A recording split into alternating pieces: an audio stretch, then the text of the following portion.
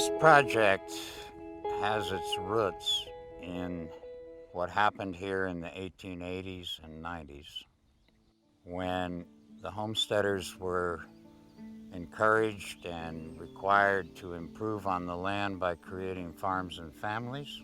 Part of that work was to level the irregular landscape, remove the trees, and transfer the creeks over to the sides of the valley for more rapid and straightforward water transport. If you look at old reports of when they first explored these areas, they would often describe them as swampy messes or a hellish landscape because they were talking about moving through them. The early settlers, as Johnny was talking about, came through and they tamed those landscapes. They pushed the river to the side to make room for other activities.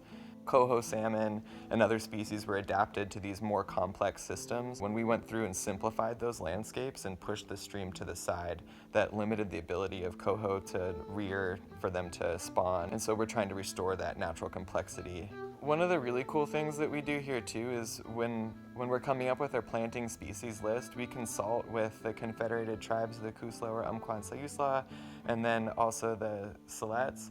And we're planting species out here that are important to our tribal partners. So we're planting plants that are good for weaving material or for first foods and those sorts of things. Really trying to help restore some sustainability for our indigenous cultures that are here too, so that they can maybe one day live off the land again. So the work that's being done in this project is pretty heavy-handed.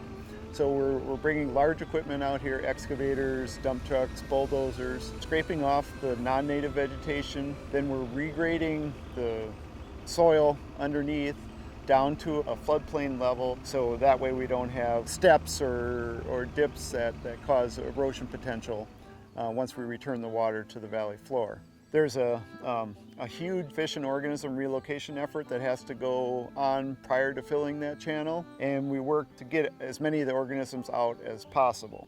To date, we've collected over 100,000 different organisms and relocated them to different sections of the stream.